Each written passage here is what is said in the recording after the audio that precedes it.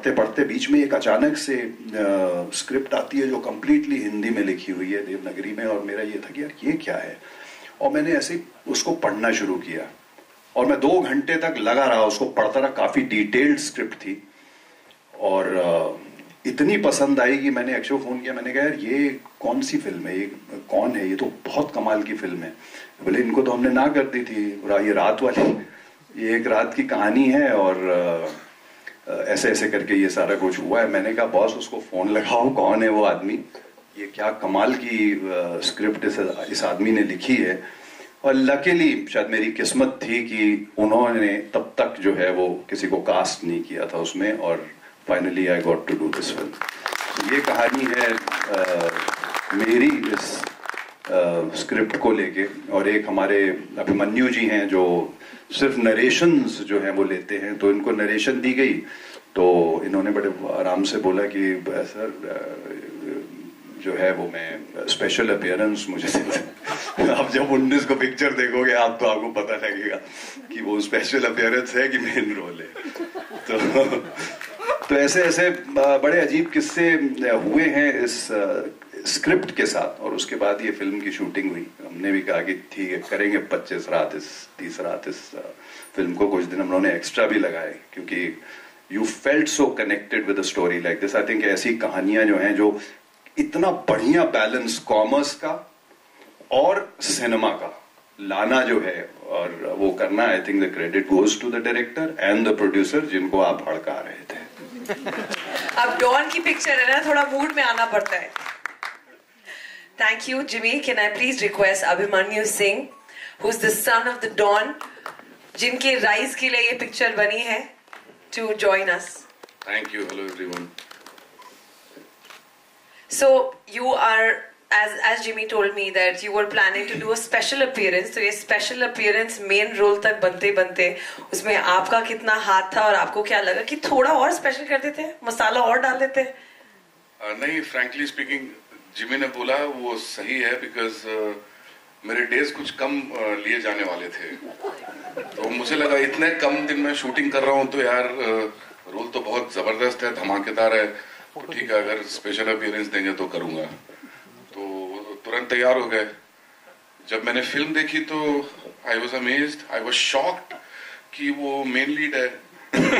और हम तीनों ही मतलब एक बहुत ही लेयर के ऊपर काम किया है डायरेक्टर ने। जैसा जिमी ने तो तारीफ के कोई शब्द छोड़े नहीं, फिर भी मैं ये कहना चाहता हूँ कि मैंने भी अंडर एस्टिमेट किया इनको। मुझे लगा हाँ थॉटफुल डायरेक्टर हैं और अच्छा काम कर रहे हैं, मगर जिस तरह से इन्होंने इसको डायरेक्ट किया है, कुछ नहीं होते हुए भी आपको उस दुनिया में वो पहुंचा देते हैं। काफी ऑथेंटिक लगता है आपको बैठ के वहां पे देखते हुए कि आप उस दुनिया में काफी टाइम के बाद फील करेंगे कि हाँ अंडरवर्ल्ड की दुनिया की खुशबू आ रही है फिर से। ऐसा इन्होंने कुछ क्रिएट किया है, कम बजट में किया। प्रोड्यूसर की भी तारीफ करनी पड़ेगी बिकॉज ये स्टोरी को इन्होंने पहचाना, एक्नॉलेज किया कि स्टोरी में इतना पोटेंशियल है। एंड थैंक गॉड जितने हम लोग एक्टर्स ऑन बोर्ड आए सबको इमीडिएटली पता चला कि यार ये कमाल की फिल्म बनने वाली है, और हम सब ने जितना हो सकता है इसमें कोशिश की कि अच्छी फिल्म बन जाए। So since you spoke about how the film was shot, तो आपके डायलॉग्स क्या थे डायरेक्टर जी के साथ, और आप दोनों as actor director, what was your equation on set?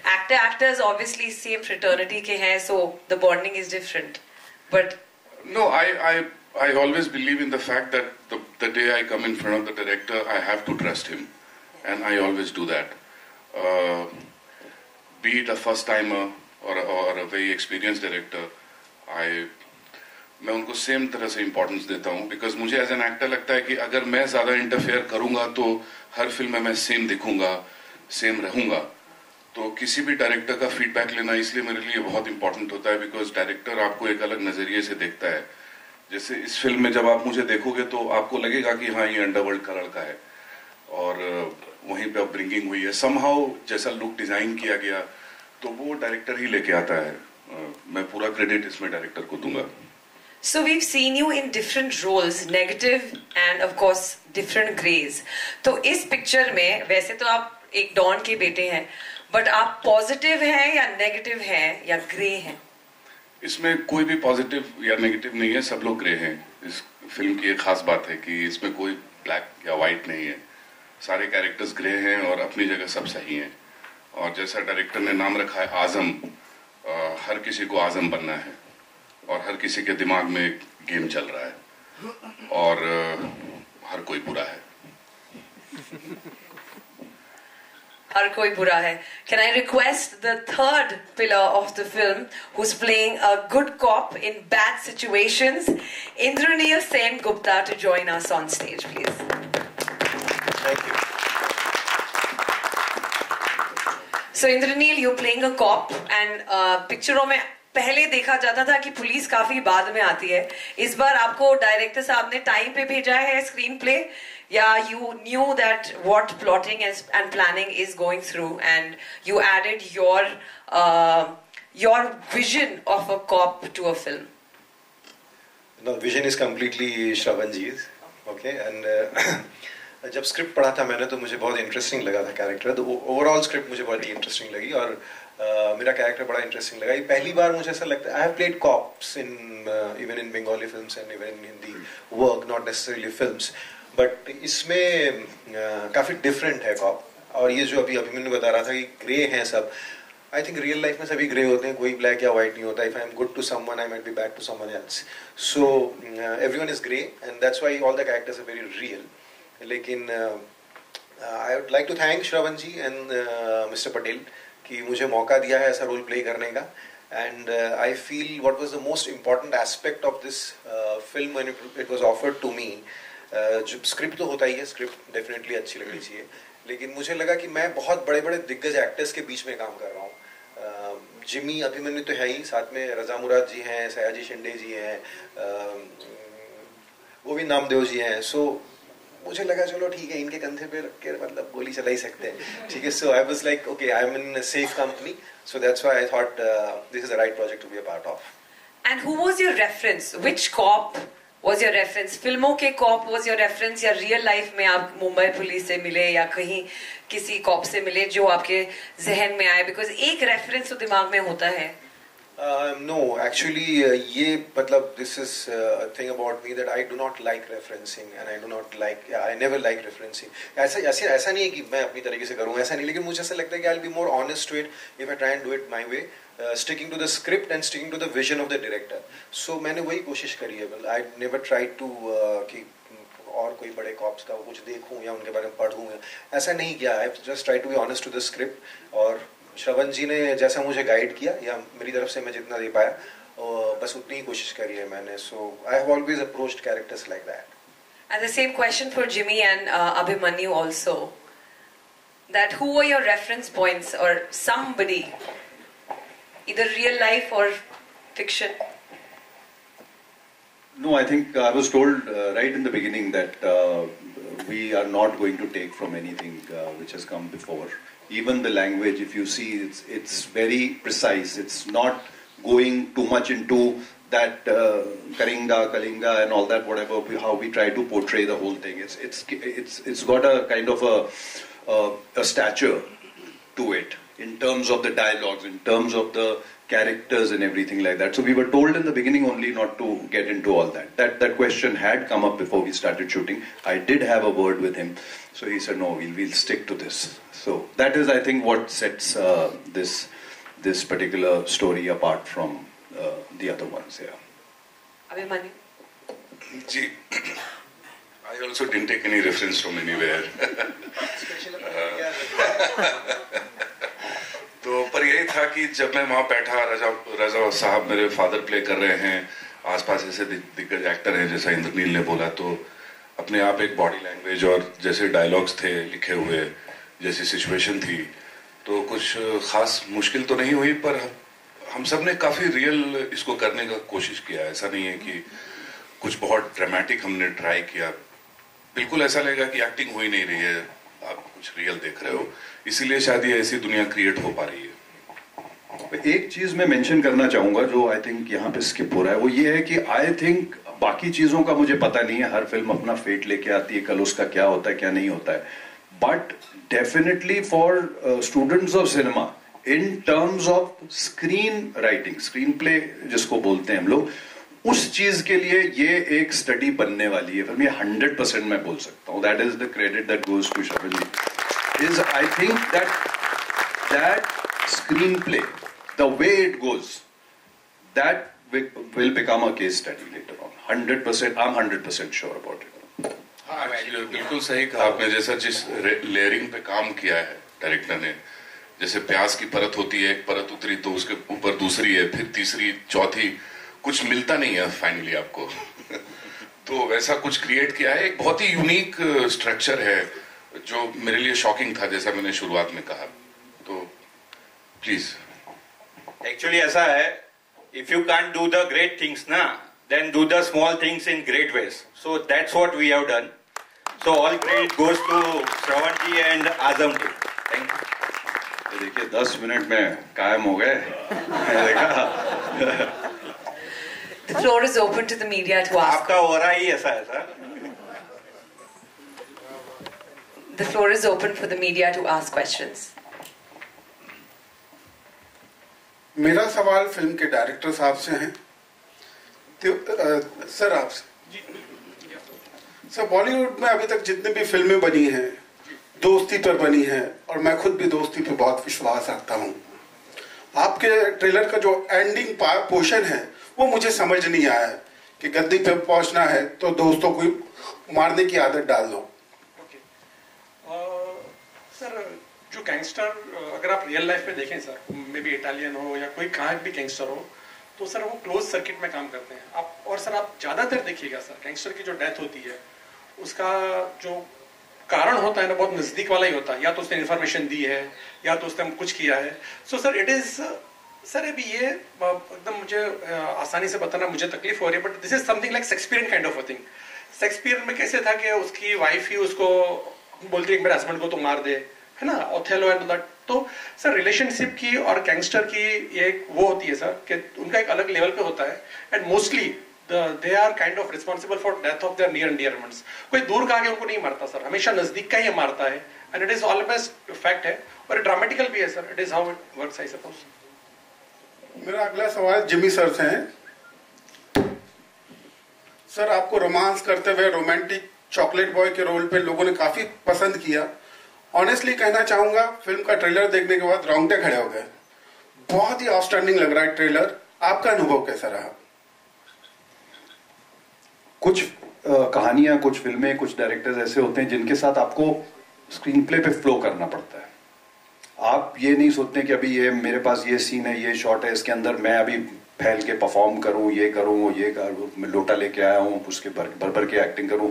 वो सब कुछ फिल्मों में नहीं कर सकते। You have to go with the dialogue. जैसे अभी आपने मेंशन किया कि अपना वो जो डायलॉग है जिसमें वो कहता है कि कुर्सी पे बैठना है, ये धंधा करना है तो दोस्तों को मारना सीख ले भाई। वो किसी कॉन्टेक्स्ट में बोल रहा है उस कैरेक्टर को। दूसरा जो कैरेक्टर है वो शायद किसी चीज से कन्विंस नहीं है। अब ये दूसरा आदमी उसको कन्विंस करने की कोशिश कर रहा है कि बॉस ये सीख ले, अभी तू करना है ये सब, अभी सिचुएशन ऐसी आ गई है। तो उस तरीके से you have to go with the flow sometimes. Also you have to go with the screen play. You have to हर थ्रिलर में, इन सब में देखा होगा, कुछ अंडरडॉग आप दिखाते हो कि आप कभी बिलीव ही नहीं कर सकते, अरे बाप रे ये आदमी ये कर जाएगा, वो कर जाएगा, एंड ऑल दैट व्हाटएवर। बहुत सारी ऐसी फिल्में, स्पेशली थ्रिलर्स ऐसे होते हैं जिसमें आपको स्क्रीन प्ले के साथ और डायरेक्टर के साथ चल के जाना पड़ता है। Thank you sir, thank you so much. Jimmy sir, this side जी, फ्रंट यहाँ देखिए sir. Sir Prabhav from filming. Sir जानना चाहूंगा कि हमारी सोसाइटी में मतलब हर फील्ड में लोग अचीवर्स हैं, तो फिल्म का मीडियम हो या न्यूज़ मीडियम हो, आज के ज़माने में ज़्यादा ही ग्लोरीफाई किया जा रहा है क्राइम्स और क्रिमिनल्स को। तो थोड़ा लॉजिकल इलॉजिकल लगता है ये चीज़ आपको? इलॉजिकल लगता है बेसिकली, क्योंकि हर कैटेगरी के लोग फिल्म देखते हैं, हर एज के लोग फिल्म देखते हैं।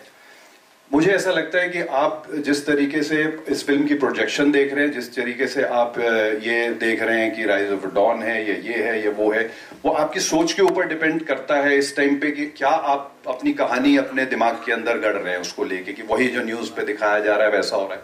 ये एक्चुअली एक रेस अगेंस्ट टाइम पिक्चर है। ये एक रात के अंदर कुछ घटनाएं घटी हैं जिसके अंदर सिस्टम भी है, जिसके अंदर पुलिस भी अपना जॉब कर रही है, सब कुछ कर रही है और कुछ चीजों को रोक नहीं पा रही है। तो आप वैसी कहानी देखने जा रहे हैं, which is race against time. तो जब आप निकलेंगे तो आप ये नहीं सोच के निकलेंगे अरे ये हमें गॉडफादर देख के, ग्लोरिफिकेशन ऑफ इटालियन माफिया देख के निकल रहा हूं कि मुझे भी ऐसा ही बनना है। नहीं, मोस्टली जो देख के निकले वो बोले मुझे ऐसा बनना ही नहीं है, ठीक है ना। So the thing is that it's race against time, events that happened in one night where some people were playing such a game that everybody got shocked. Like I said in the beginning, बेचारे नए producer, नए director हैं, आप हड़का हड़का के उनसे कुछ अलग ही कहानी निकलवा रहे हैं, वो नहीं है असली कहानी। मैं बताऊंगा आपको। मेरा सवाल इंद्रनील, मेरा सवाल आपसे है जी, मुंबई का जो अंडरवर्ल्ड था, गैंगवार था, वो खत्म करने के मुंबई पुलिस का बहुत बड़ा हाथ था। अभी इतना अंडरवर्ल्ड, अभी इतना गैंगवार नहीं है। आपका जो कॉप का रोल है इस फिल्म में, पॉजिटिव सोच रहा है कि निगेटिव विचार का है, कैसा आप एग्जैक्ट क्या है? ये बता दूंगा तो कैसे चलेगा सर, ठीक है। वही तो कैरेक्टर की खूबसूरती है, वही तो राइटिंग की खूबसूरती है। ये तो आपको फिल्म देखनी पड़ेगी उसके लिए कि पॉजिटिव है कि नेगेटिव है, क्या सोच रहा है हर कैरेक्टर, क्या सोच रहा है एक्चुअली, उसके ऊपर ही है पूरी फिल्म। सो आप प्लीज मूवी देखिएगा इसके लिए। अब मेरा सवाल भी डायरेक्टर प्रोड्यूसर साहब से है, ये फिल्म सेंसर हुई क्या, यू सर्टिफिकेट है कि यूए है, कुछ मालूम पड़ेगा सर? यूए है। ओके, देखिए अच्छी बात है ना, आपका भी आंसर मिल गया होगा प्रभात जी। जिमी सर, शालिनी जी सर, जिस तरह से अभी बहुत सी फिल्में आ रही हैं, बहुत बड़ा चेहरा है, लेकिन फिर भी वो धमाल पर्दे पे नहीं मचा पा रही है।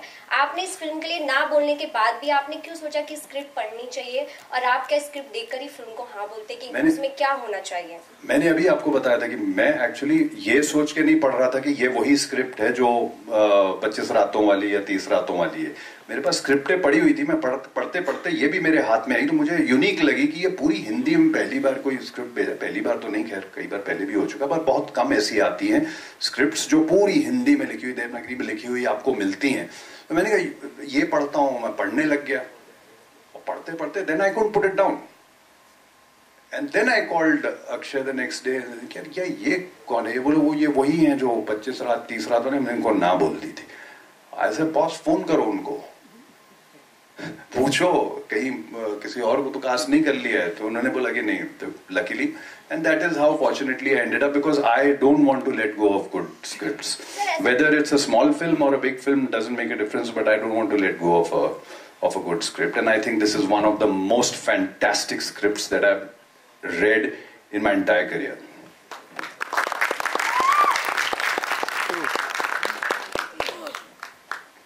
Hello, hi sir.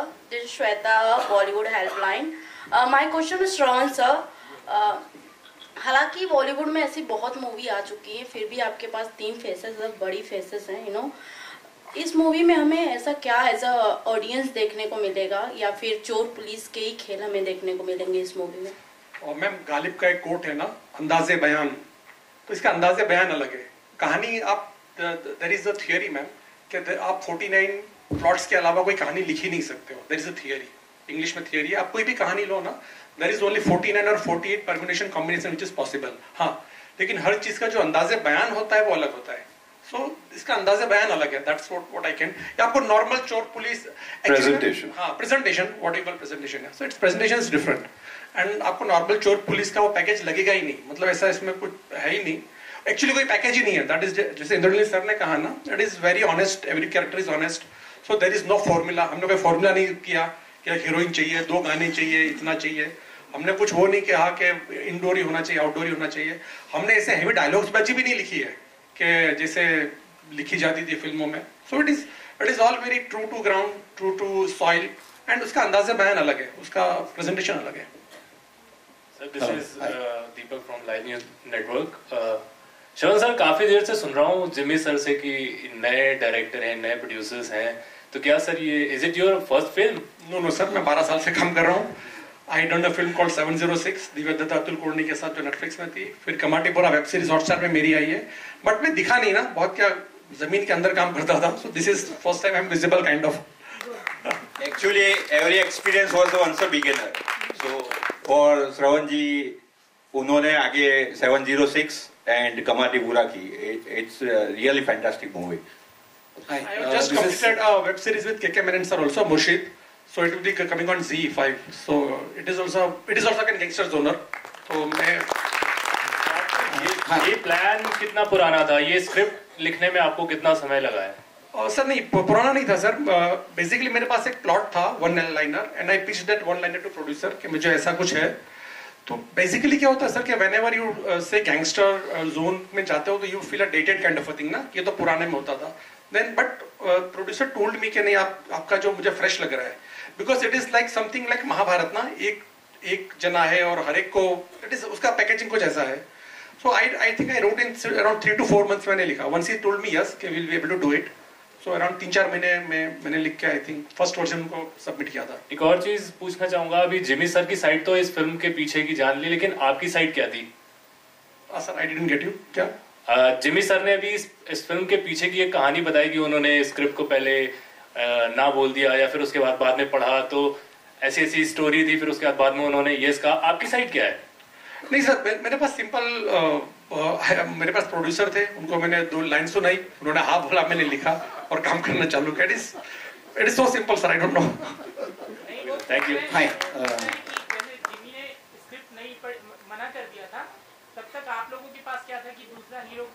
सर वो तो हमेशा रहता ही है, but sir somehow Jimmy sir का जो बिल वो बहुत परफेक्ट है ना. मतलब परफेक्ट इस तरह से वो आदमी गुंडा भी नहीं रखना चाहिए, वो सोबर भी नहीं रखना चाहिए. So that why it is so balanced out. Hello, yeah, this is Mr. Kirti Kadam from Cinebuster. Yeah, my question is to all the 3 actors out there. आपका बॉडी ऑफ वर्क बहुत बढ़िया है और director के साथ कुछ differences of opinion हो गया आपके कुछ सीन्स विन्स करने के टाइम? मेरे साथ तो नहीं हुआ, बिकॉज सच बोलूं तो कभी कोई ऐसा इशू हुआ नहीं. काफी क्लैरिटी थी श्रवण के दिमाग में. तो जब डायरेक्टर बहुत ज्यादा क्लियर होता है तो एक्टर का काम थोड़ा वहां आसान हो जाता है. एक्टर थोड़ा कंफ्यूज भी होने की कोशिश करता है, डायरेक्टर उसको बोलता है नहीं यार यही करके दो. तो और सब कुछ इतना सटीक लिखा हुआ था, बिकॉज काफी एडिटिंग का भी खेल है इसमें. तो जितना शूट करना था उतना ही शूट किया, जिस एंगल में शूट करना था उतना ही किया. तो कुछ कभी ऐसा तकरार या कुछ ऐसी डिफरेंसेस हुए नहीं, मेरे नहीं हुए. बाकी मुझे कुछ कहना है. जब मैं फर्स्ट डे शूट कर रहा था, फर्स्ट डे हम लोगों ने शायद क्रोमा पे शूट किया था. सो फर्स्ट डे शूट करके गया, फिर नेक्स्ट शूट मेरा काफ़ी दिनों बाद था. तो श्रवण जी ने मुझे कॉल किया, बोला कि नेक्स्ट शूट अब तक है और फर्स्ट डे का शूट है ना, हम लोग रीशूट करेंगे. तो मुझे नहीं लगता कोई भी किसी भी एक्टर को पसंद होता है ये सुनना कि रीशूट करना है. और वो भी इसलिए क्योंकि श्रवण जी ने कहा कि आपने बहुत सटल किया है. इस फिल्म का जो लैंग्वेज है ना, उसमें इतनी सटलिटी शायद बैठेगी नहीं, तो हम फिर से रीशूट करेंगे. तो मुझे मतलब I didn't like the fact that मेरे को फिर से रीशूट करना पड़ेगा बिकॉज ऑफ माय परफॉर्मेंस. लेकिन उसके बाद फिर हम लोगों ने जब फिर से शूट करना शुरू किया तब श्रवण जी ने बोला कि नहीं एक्चुअली इट इज़ वर्किंग. मैंने सबको साथ में लगा के देखा तो there is a variation in your character बाकी लोगों से. So it's working, so will stick to that. मुझे अच्छा लगा. तो ये हुआ था. इनिशियली ऐसा लग रहा था कि maybe I haven't got it right, सुर ठीक से नहीं लगा. लेकिन बाद में उनको लगा कि चलो ठीक है, इट विल वर्क. सो ये हुआ था मेरे साथ.